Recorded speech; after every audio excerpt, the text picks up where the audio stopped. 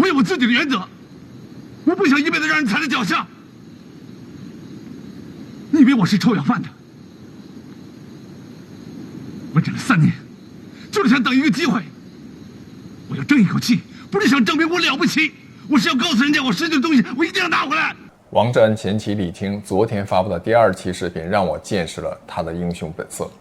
大家好，我是大王，我是小王。今天应该是最后一期讲这个王志安和前妻李菁这场纠纷了，因为后续真不用看了。李菁发的第2期恐怖前妻视频已经一剑封喉啊，王志安的马虎眼已经无处遁形，且听我细细讲来。后面我们还是称呼李菁为师太，因为这样比较亲切啊。不知道为什么他被网友称为师太的，请去观看我前面的节目做了解释。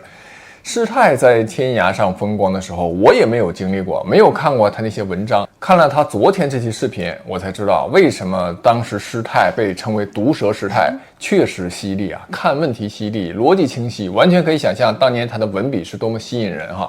这里面就引用几段精彩节选。他跟我谈了很多次啊，让我多想想女儿，不要用女儿的安全来冒险。我说我总觉得你这个逻辑不成立。那些威胁女儿的人是恨你，又不是恨我。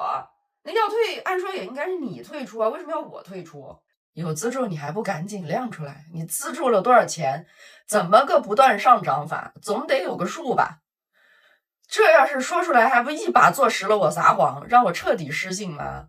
就以你在警察局里污蔑我持刀威胁不准女儿上学，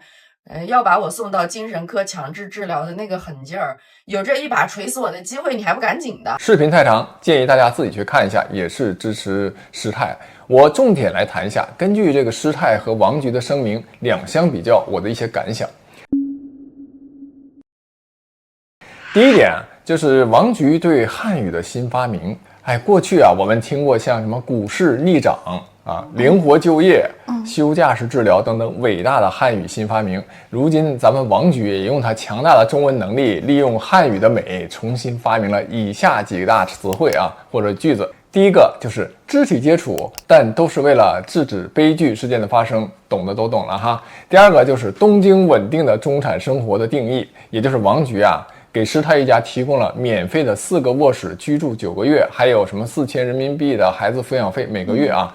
那师太呢需要长期在超市去购买临期的半价食品，按王菊的意思啊，这就是东京稳定的中产生活。第4个叫做不能完成系统性工作。师太呢在和王菊结婚之后啊，继续做中科院的工作的同时，自己呢同时还做一些科普性的文案节目，还有策划，同时帮王菊做策划、出文案、对接广告，还有一些其他的办公室性的一些工作，这叫一人4用。但这些呢被咱们王菊称为不能完成系统性工作。在王菊眼里啊，这都是零敲碎打不成系统的工作啊。王菊呢真叫一个厉害啊，对专业性和系统性的要求是真高啊，这不愧是央视出来的人。第5个啊，就是好心人。王菊昨天发文啊，说有人给他留言，说要给他有偿给他写一个什么程序，用来删帖或者控评，来赚一笔王菊的软件费。现在啊，借助 AI， 其实王菊自己都能编一段程序来控制这个评论。对一个程序员来说，那不到半天时间肯定就能搞定这段程序。这个人却说要用3天时间，那肯定是想敲王菊一笔竹杠啊。那王菊呢，又把他定义为好心人。我就觉得王菊啊，他不仅发明了如此多的美丽的汉语词汇，还给我们示范了一下什么叫语焉不详，就是啊能把水搅浑，但是又不给出更多具体的资助金额，然后就能表达自己做了很多的工作和奉献，还有对李菁一家的付出。就是这么一对比，感觉汪小菲都把王菊要秒了。同时他还围绕一个抑郁症啊，就可以把前期的很多行为做了恰当的解析，同时把自己塑造成为一个抑郁症家属的受害者，真是高人呐。你就说这个文案和这些词汇啊，就说明他长期治国理政之后，已经深刻理解并应用这种体制内文风。要我说，现在王菊他要去考公务员，那绝对手拿把掐，主考官都得要求他第2天就得来上班。我们要警惕哈。当一个人他不好好说话，比如说给前期的一些资助，你直接说多少钱就完了，你不好好说话，你就用一种什么日本中产这种概念的时候，你就知道这里面肯定有水分有猫腻。王志安作为资深的调查记者，对这方面的这个技能，让我们真是见识了，绝对是手到擒来，来者不拒，炉火纯青，青出于蓝。你这是成语接龙呀？那咱评论王菊的节目嘛，语言功力方面可不能松懈，不能被他比下去了啊。那是。那他的这些节目呢，也就解释了为什么王菊在发帖的声明中就是那么语焉不详嘛。下面我就重点谈谈第二点，为什么就我相信师太的说法，为什么我觉得师太真诚。因为你会发现师太在他的直播和这最新的一期视频之中，他的很多内容都是完全一致的，没有任何出入，很多细节描述都完全一样，包括他认为被家暴的过程还有他扶树孩子和他之间的一些对话，还有他详细讲述了王志安从提出离婚到最后办理离婚期间发生的所有的细节，就非常合理，非常清晰。比如说为什么这个离婚拖了2年之久，那王志安的帖子里对里面这些细节和过程就是语焉不详的。这说明什么？那就只有一个原因，就是师太讲的这些都是事实和真相，它不是编造出来的，所以他能讲很多细节。如果是编造出来的，就非常容易说的前后不一致，或者多个视频里面说的不一致，或者他就不敢去说里面的细节还有就是真诚和坦荡方面，这2个人差距是如此之大，让大家可以几乎非常轻易的就分辨出来谁说的是真话，谁在说谎，谁在打马虎眼，或者是语焉不详。大家可能都玩过狼人杀这就跟狼人杀游戏一样，就谁心虚谁不心虚那种心理状态，几乎是老手一看就是一目了然的。这就有点像那个拿到平民的牌的人，就非常有底气，他就可以去1、2、3、4、5、6、7就分析各种细节，侃侃而谈。但是呢，杀手就只能回避他人的话语的画风，顾左右而言他。这就是为什么王菊用文字的形式而不是用视频的方式的原因。你想如果王菊他放出一段视频来解释这件事情这个流量就有可能成为他历史上最大流量的一期视频，那都是真金白银然后他还不敢放。对，王菊这么抠搜的一个人，这个钱他能不去挣吗？那为什么呀？那就是因为要直视镜头，而且呢，如果要说一些言不由衷的话的时候，就会有一些瞒不住的小动作比如什么目光飘逸摸下巴摸后脑勺，或者是把双手抱胸做出这种什么防御的姿势等等。王菊他毕竟是老江湖他知道这样的节目不能随便做，做了可能就露馅，或者是说他确实尝试做了，但是自己在编节目的时候就发现那种心虚就暴露无遗，他自己都看不下去了，所以干脆就改成文字了。这也是为什么我相信师太说的是事实的原因，因为就不说细节和内容，光是这个师太在镜头前面几乎一镜到底那种，当然他也做了一些剪辑但不太多，几乎已经是那种一镜到底了，那种坦诚，那种自然，还有眼神的坚定和自信，那隔着屏幕是你能感受到的。没错。原本我觉得王菊是一个不太会骗人的人，是一个比较真诚的人，跟罗永浩有点类似。别这样，别这样！但是看了师太的这期视频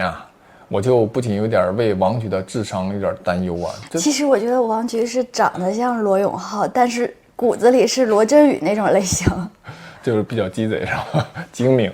那这么容易被戳穿的谎言，你说他为什么还要去说呢？这还是他吗？这是精明的咱们的王菊吗？那师太呢，已经让我看到了，说实话有点王宝强的感觉，就是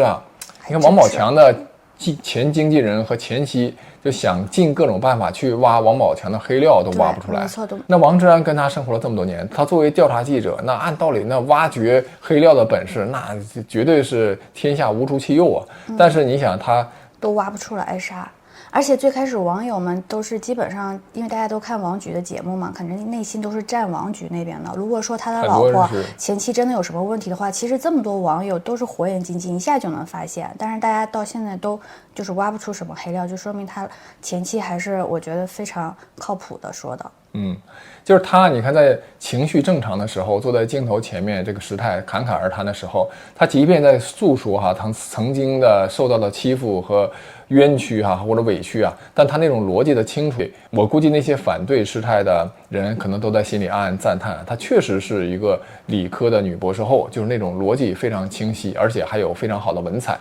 而且呢，就通过这个视频我也理解了就为什么师太没有在国内继续的好好发展。本来和他你说同时期的一些人，比如明朝那些事的作者当年明月还有同样靠评论金庸武侠发家的作者六神磊磊，这当年师太的名气作品啊也不比他们差，甚至呢会超过这个六神磊磊。但是六神磊磊现在每年据说有几百万的收入，早早就实现了财富自由。但师太呢现在却生活仍旧比较拮据啊，就是因为这个师太啊，他本身对金钱没有那么敏感。你看这段视频啊，他甚至都忘了在离婚协议里面，王志安还帮他管理股票账户。这还有一条，李婷有20万人民币委托王志安代为进行股票交易，目前已升值为30万，继续由王志安代为进行股票交易，这笔钱的本金和收益仍归李婷所有。差点忘了，你赶紧还给我。那股票账户里现在还有30多万，可能甚至更多，他自己都没有想起来这笔钱。他在买房子的时候还去跟王局去借了一笔钱啊，那630万日元是跟王局借的，也就是30万人民币嘛，然后去买了那个什么14平米的小房子，然后又很快又还给了王局。人家王志安呢也是绝口不提有这么一笔钱。所以这个细节可以很明确的看出来，师太这个人啊，在金钱方面真是糊涂啊，那王志安也是真精明。所以师太真是浪费了好多变现和商业化的机会，希望这次油管的机会啊，他能抓住。就师太这样的人啊，就以他在微博上的这些累积的粉丝，我毫不怀疑，如果他现在还在国内，一定会有机构拉着他去直播带货。而且啊，就以他科普的时候展示出来那些能力啊，再努力一下，现在年收入几个亿，甚至10几亿，直追什么董宇辉、李佳琦，我都不奇怪哈。哇哦！因为这条赛道很少有像他这样的人嘛，就挺有说服力的，然后又理性又真诚，然后逻辑又清晰。那董宇辉、李佳琦、辛巴这些人啊，直播带货我是肯定不会买的。但是如果要是师太去直播带货，我还有可能去买哈，因为我可能会真的相信他的人品。客观说呀，这个财路确实是被王局啊给耽误了，影响了。当然了，这也是师太自己的选择，选择决定命运嘛。和王志安的婚姻啊，就是他的机会成本。国内微博上现在有些人啊，就在骂王志安是反贼，说他是反贼的老婆，选择了反贼，就是现在这个下场。说这种无耻论调的人不少，还被叫好啊。你说在人家人生遇到困难的时候，还如此的落井下石，人品之低劣，让人瞠目结舌。我想就这么一位女性，她在经历了多年的抑郁症，大把吃药之后，脑子还能如此的清晰。那你想，当年她在患抑郁症之前，而且现在比现在要年轻个10岁，那个时候她的创作能力应该是多么的强大和旺盛啊！我一直说啊，真诚是压倒一切的，尤其对于自媒体人来说，真诚是最核心的能力和竞争力。对，王志安之前其实就是以真诚打动人。对，他以前啊就是一个大哥的形象，用真诚憨厚又不乏冷幽默那种感觉来打动了很多听众。但这次确实是啊，人设就是崩塌的有点比较严重，那种温暖的大哥形象是一落千丈啊。大家现在看到他就有那种狠辣和抠搜的一面，就对比师太的这个视频，现在来看。他很多都是避重就轻。我作为原来的一个中立者，看了两方的输出之后，毫不犹豫的，说实话，现在我站在了师太这边。那再来看看师太的这段婚姻的付出，其实让我挺感动的哈。可能是呢，是因为崇拜的原因，他对王局这个包容和付出啊，是真的好多呀。毕竟我过去对他确实有一些盲目崇拜，让你看不顺眼也正常。但是你要是因为维护王志安来骂我，那你不配。我可以问心无愧地说，我就是这个世界上为王志安付出和牺牲最多的人，无论是情愿的还是不情愿的，无论是过去、现在还是可以预见的未来。你这种在网上说几句骗汤话当支持的人，反过来怪我没有像之前一样忍气吞声的继续付出、继续牺牲。你觉得你配吗？基本上王局让他这样他就这样，王局让他那样他就那样，让他出国就出国。在离婚这个过程中尤其就明显，就王局提离婚，他开始不同意，他有恐惧嘛。最后呢，王局用2个月的时间很快就说服他了。那王局因为签证的各种原因呢，又说晚点再办手续啊，他也迁就了。王局说车子房子都给他，后来又不给，他也同意了。那王局说一起去滑雪，后来又不让他去了，他也 OK 啊，就这么就迁就王局。王局呢还要用抑郁症为武器去否定师太的一切啊。关于这一块，说实话我都没有办法替王局辩解了。我唯一可以理解王局的一点就是，当你看一个人不那么顺眼的时候，你是看他怎么都是不顺眼的，他对你的很多付出对你来说其实都是空气。师太有一句话呀说得很对，他能成为博士和博士后，这证明了他只是在学习方面的聪明，说明他具备相应的素质。但是社会经验是需要在社会上摸爬滚打的，在这方面他确实没有调查记者老练、聪明、老辣、谋划。施泰在学业方面的聪明，其实就没有放在人和人之间的这种对抗防范，就不像王菊，他多年之前就能跟各个领域的精英和准精英进行对抗，经验丰富老道。你看他对方舟子那出拳都是招招致命，势大力沉，但是对施泰，王菊呢也在出招，但是呢就不管他是不是有那么势大力沉，一方面就因为施泰以前确实没啥黑料啊，那除了抑郁症之外，他只能把这个施泰的新感情拿出来说那么一嘴，没啥黑料爆出来，所以他即便势大力沉，也都是打在了空气和棉花上。我觉得吧，男的其实一段感情结束了之后，如果攻击自己的前妻，然后又找不到真正的前妻做的不好的，只能挑什么抑郁症这种，真的挺不地道的。就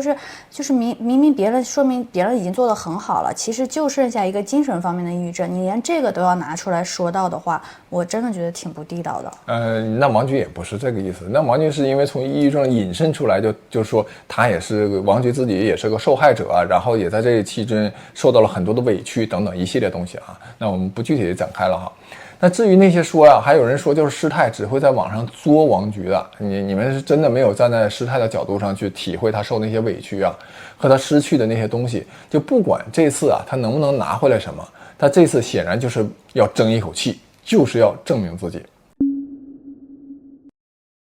听完这期节目，我还有一个疑惑就是让我对王志安的新女友产生了好奇心。我也是，因为我觉得其实就是王志安前期客观说长得挺好的，配王菊的话，我觉得足够了。然后也是女博士，也挺有才华的。我就想说，然后而且也为王菊付出了这么多嘛，也是这生育了女儿，然后跟着她去日本，就怎么就放弃了？对啊，王志安就放弃了这么一个有才情、有气质，对，也很有趣，样貌也不错，也有些许名气，还为王菊能写一些文案。在事业上也能帮助他，又不愿意和他离婚，为他付出巨大的代价。那这样的人呢，而且还是自己的孩子的亲妈，他们如果继续生活在一起，对孩子肯定有莫大的好处嘛。那唯一我们现在肉眼可以看到的能称得上不完美的就是抑郁症。如果他要放弃这样的一位妻子，那新的女友得有多大的魅力啊，才能让王菊放下这么好的一位前妻，还得忍痛和女儿骨肉分离，去奔赴新的怀抱。如果最后王菊被扒出来说找了一个像网红一样的，那大家真的要怎么？应该不至于吧？我觉得王菊应该还是欣赏知性美女的。那还有没有一种可能，就是审美疲劳、喜新厌旧了？你别这么说啊，这不就显得王菊咱们有点低级趣味了吗？咱王菊不是那样的人啊。那王菊呢，在这次纷争之中，他最核心的招数就是基于抑郁症啊，比如说抑郁症让他压力过大，让他情绪崩溃。他作为家属也是受害的一方，而且抑郁症不是他造成的，是早就有的。那施泰呢，因为抑郁症造成了他失去了自己的系统性的工作能力。施泰因为抑郁症无意识的撒谎，也就是说施泰自己在撒谎，但他自己都不知道他是在撒谎啊。就说了这么多抑郁症的事儿，就感觉就是差点就要科普抑郁症了。但是对于抚养费过低这事儿，就是一点儿都不想说，能少说就少说。王菊是太高明了啊，但毕竟在真诚面前，这种高明都是小聪明，非常容易被看穿。施泰除了抑郁症之外就没有其他的黑料，那对方呢就没有其他的弱点可以攻击，他就没有办法出更多的招，只能针对抑郁症这个缺陷使出王八拳。但这些王八拳呢，又都被施泰用真诚必杀技轻松化解。接下来我都替王菊着急，不知道该怎么办了呀。我觉得这个事儿干脆你就黑不提白不提就过去算了，你就当他不存在。多给点补偿施泰爱说啥就说啥吧，你就王菊你继续做你的节目，我也会继续看你的节目。那我为啥继续看王菊节目呢？那你看，就像现在油管上，其实有的一些时政大 V 天天在节目里面推销什么中成药，虽然我很鄙视他的人品低劣但也不妨碍会偶尔听听他介绍的那些内容。平心而论，大家都是普通人，人都是自私的。王菊呢，这无非也就是一种自私的行为，你放在普通人身上都是很正常的，根本就可以对前妻自私，不应该对孩子自私啊。对孩子，王菊应该也是还不错的啊。就根本就不是说一个人在某一方面好，业务能力强就什么都好。你像金元帅这种天降伟人无出其右，那是朝鲜的幸运少之又少，全球就那么几位，可遇不可求。王菊还没到这个高度啊。其实施泰才是不正常的，这种过度的包容太不正常了，大部分人做不到。咱也不知道是因为崇拜还是因为童年时的经历对他产生的影响。刚才我提到有人给我留言说王菊的前妻就是喜欢作嘛，这点再展开说一下，就我特别不同意。因为就像这个师太自己说的，他是这个世界上为王菊付出最多的人，无论是被动还是主动，自愿还是不自愿，他确实是牺牲最大的那个。我前面讲过，算上机会成本，他可能损失了10几个亿都有可能，这是金钱方面的，还有什么压力和人身安全威胁方面的。在这样的一个情况下，他觉得委屈想诉说，而且他有这个能力，我觉得这不叫作，这叫本能的反抗。另外我们换个角度来想，当年的影响力还在，如果真的去直播带货了，然后一年挣个几个亿，那王菊还会跟他离婚吗？哪有这些破事啊？那这个机会成本啊，现在我觉得师太还没有意识到。最后说一下，如果大家觉得我说的有道理，愿意支持师太，最简单的可以为师太做的就是去关注他，看他的节目，并不只是为了支持他而支持他，而是师太确实体现出他有很好的素质，能做出优秀的节目。他可能不会像王菊那样针砭时弊、治国理政，但他可能会找到某个特殊的领域的赛道去做这个领域的节目。以他的能力来看，我觉得可看性一定会很高。还有一个建议啊，就是对王菊可以祛魅，但是也没有必要对王菊打压。这个世界啊，就这么一个灰色的世界，大家心里明白就行了。节目照看，继续奏乐，继续舞，谁都不容易。还有就是关于抖内啊，如果大家看王菊的节目觉得很过瘾、很冲动，想捐赠抖内的时候，大家可以去点开师太的油管去捐赠啊，因为你捐给王菊，那不就是为了帮助王菊和他的家人吗？直接给王菊，那钱不一定能到弱势的师太和师太的孩子这边，那直接捐给师太，其实也是在帮助王菊本人，帮助王菊的孩子。对家人这方面呢，咱王菊呢可能就比较节俭，就不太愿意给过多的这个抚养费。所以说，